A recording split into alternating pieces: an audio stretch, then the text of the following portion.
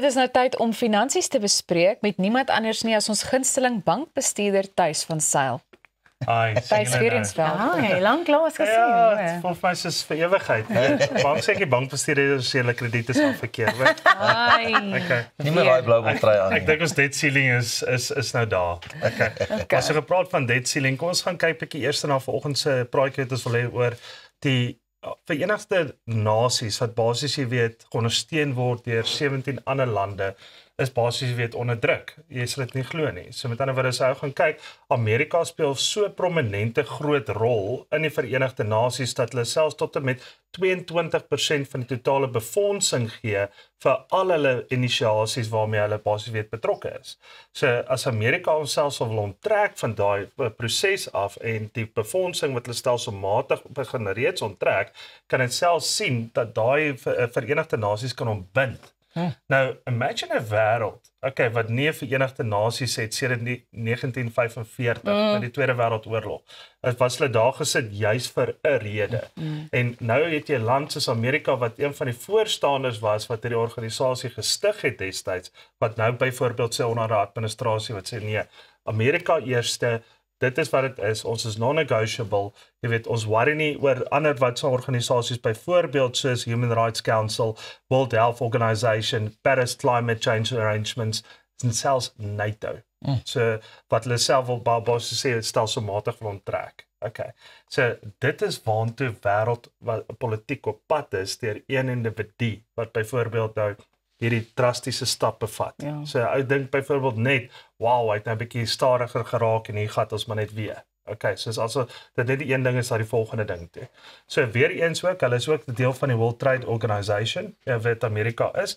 Selfs as hulle daar 'n lidmaat is 'n Trump se administrasie so aggressief dat hy byvoorbeeld sê ja, maar gaan nog steeds tariefverhogings wil ek implementeer, ongeag of ek dit mag doen en of ek dit nie mag doen nie. En natuurlik is daai saak in elk geval op hierdie stadium hangende by die federale, kom ons sê ja, appelhof en tot en met die 21ste Julie. So dit gee meer as genoeg tyd. Jy weet om nog steeds die tariefverhogings basies jy weet te kan uitbrei en nog steeds druk te kan opsit. Nou vra ek vir julle kollegas as julle nou Amerikaner was soos Pieter vir 'n maand. Jy weet so kortstondige Amerikaans. Nee, Thys. Ja. Hoe meer ons te doen kry met die Amerikaanse nuus en ek dink ons kry nou meer met dit te doen as wat ons ooit van tevore met dit te doen gehad het. En nou is daar twee partye wat byvoorbeeld daar diplomaties en republikeine. So dadelik van die oog af dan sal ons basies sê ja, maar ons is patrioties, so ons is hou van 'n republikeinse tipe van struktuur. Soos ja, sit Suid-Afrika eers, sit Amerika eerste, alles met eerste, jy weet daai aggressiewe tipe van approach. Maar nou leer 'n ou bietjie in die agterkant nie gaan sien eintlik die groter prentjie, dan wonder jy by jouself maar daar moet tog 'n bietjie diplomaatskap ook daarin kom. Wat dink julle? Ek dink die groot probleem in Amerika vir my is die idee dat daar net twee partye is, die Republikeine en die Demokrate. There's kind of you got to be one or you got to be the other. Like ten minste hier is daar die ander partye wat dit bietjie meer interessant maak, which is not always a good thing. And there's a few independents here and there in the States, but you're either a red or you're a blue. And I think that like contrasting thing where there's nothing in the middle is causing a lot of this friction and conflict. Ek moet sê ek is nou besig om bietjie meer na die blou toe te neig, soos wat julle kan sien vandag. Die Demokrate. Maar daai is 'n baie mooi blou. Maar ja, ek begin al blou toe neig. Jy weet, sal om lelik te wees van die consequences, jy weet, put America first, but be in America first. Maar as dit by die wêreld kom wat hierdie organisasies nodig het. Ja. Don't. Ek bedoel, daar's 'n plek en 'n tyd vir dit. Jy weet, maar nie nou nie. Yeah. And I mean, what's also quite scary for me about the statistics and things you just read about the UN is that conflict all over the world is, for me, in my almost 43 years of existence on this earth, at an all-time high. Now imagine the UN has to be disbanded because they can't afford to keep the organization going because they're not getting that funding from America. What are we going to do if there can't be those kind of independent observers at these conflicts, kind of keeping the things at bay? So dit maak my eintlik baie bang. Dit is baie skrikwekkend. Ons gaan van daar af gaan ons oor na natuurlik die Amerikaners wat met China onderhandel in hulle affiliaatskappe wat natuurlik in Londen gesit het nou al vir die laaste paar weke en waar China basies baie aggressief is rondom minerale myn wat moet gaan vir tegnologiese ontwikkelinge en natuurlik hulle ekonomie oor die algemeen is daar baie vashakplekke daar, maar as ons gaan kyk, jy weet op hierdie stadium het hulle toe nou tot 'n bepaling gekom en ek wil gou quote, hierso het hulle gesê ons het op 'n raamwerk ooreengekom waar volgens die Geneva Konvensie geïmplementeer kan word. Howard Lutnick, minister van Handel. So dit sê vir jou, hulle het tot 'n raamwerk gekom waar hulle kan ooreenkom in hierdie ding nou in die sakkie kan sit en sê, okay, maar ons kan dit nou terugvat na Donald Trump toe wat my president is in Amerika en natuurlik na Xi Jinping van China en dan kan hulle basies is hulle dit dan nou aanvaar, dan basies jy weet dan is dit die einde van hierdie saak. Jy weet so met ander woorde, ek dink almal het hiervoor gewag, maar as ons weer eens gaan kyk, jy weet waar die hof gesê het hy mag nie daai tariefverhogings implementeer nie, maar wat ek nou net ook verwys het, jy weet daai saak kom eers weer wat som by die appelhof voor die 31ste Julie teen daai tyd, jy weet is die besluit al reeds gemaak. So Donald Trump en die administrasie gebruik dit dan nog steeds as 'n wapen op hierdie stadium, jy weet met hierdie koue oorlog. So ek hoop maar net hulle kom nou maar tot 'n onderhandeling daar, want ek dink ja, too much of something is also not anymore something. Dink julle nie Trump het 'n lekker Suid-Afrikaanse braai nodig, laat ons hom net 'n bietjie kan sê ou maat, net 'n bietjie rustiger, hold your horses, dis nou alles goed en wel, maar net so 'n bietjie kalmer. Ek dink ons moet dit doen, jy weet, en dan skryf hom in Elon vir 'n braai. Kies 'n make-up, jy weet, so gepraat daarvan. Kom ons gaan oor na die volgende berigte waar jy 'n bietjie praat oor Elon. Okay, so as ons gaan kyk, waar hulle gaan kyk na robot taxis. Okay, nou baie interessant van robot taxis is dit is nie implementeerbaar in Suid-Afrika in die nabye toekoms nie.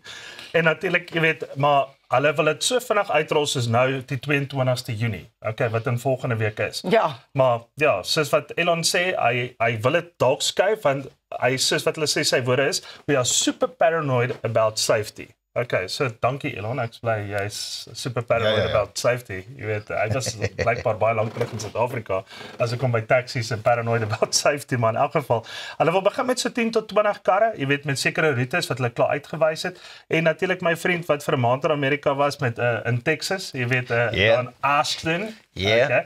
So like by daar in Austin, jy weet op 'n ander dag, dit is waar hierdie robotkarre uitgaan en hulle is die 4de kar wat saam brand wat basies jy weet uitgerol word, jy weet op robot taxis. So dit is ook nie 'n ding wat al reeds al dis nou net 'n Tesla ding wat uitgekom het, dis al 'n geruime tyd daar.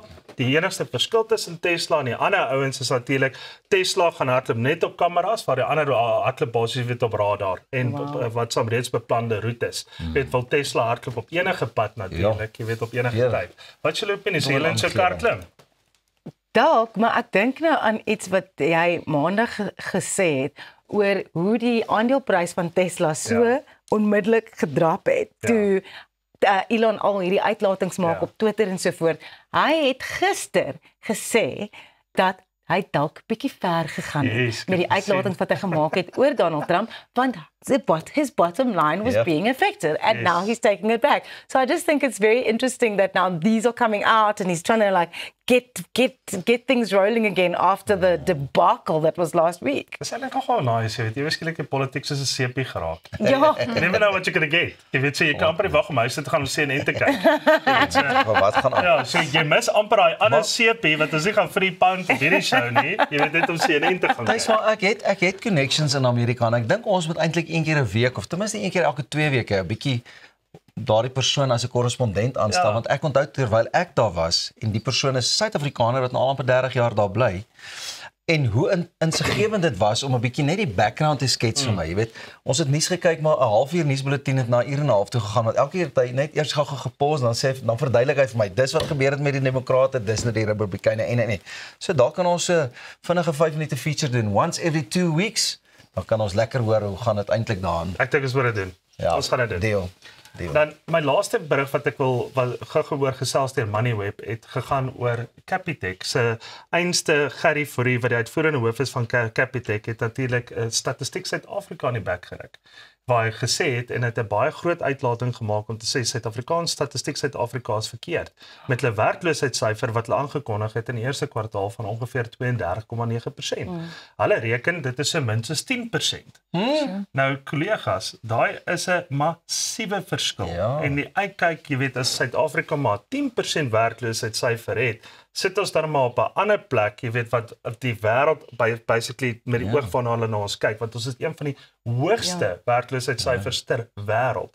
So en 'n persoon soos Gerrie Fourie om dit te gaan sê, wat hy byvoorbeeld sê is ja, hulle neem nie in ag byvoorbeeld in jou informele nedersettings die mense wat vir hulle self werk, wat produkte daar binne verkoop en is daar sekere elemente wat hulle nie in ag neem nie.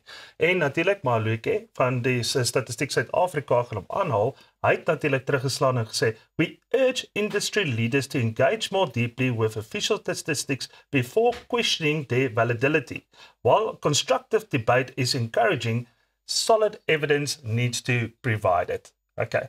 So basies wat hy daarso sê is hulle neem wel al hierdie elemente in ag, maar ek sê altyd vir haar roetjie is moet daar 'n vuurtjie wees. Ja. Ek dink ook dit soos wat jy gesê het, daai verskil tussen die twee persentasies is massief and I don't think that the trade and the economy in the informal sector is often taken into account. Like you maybe don't have a formal job that you go to, but you are outside a school or outside a taxi rank selling fruit and vegetables and chips and all of that kind of thing, and that keeps your family going. Dit is presies wat dit is. Jy weet en dan natuurlik jy weet dan praat ons eers van die nie belastingbetalers of die wat nie byvoorbeeld in 'n kom ons sê maar aan 'n meilingsbal wat so peilings wat noem ons dit 'n meningspeiling sal deelneem nie. Ek wil so met ander woorde hoeveel mense is natuurlik eerlik op dit. Maar kom ons los dit daar. En soms is dit die enigste maatstaf, maar goed. Thys se werk is nou klaar vir die week en nou kan hy lekker vakansie gaan hou daar in Vietnam. Maar ons is nie jaloers nie want ons het ook iets lekker beplan. So bly ingeskakel van net en nou kuier ons met 'n motiverende spreker.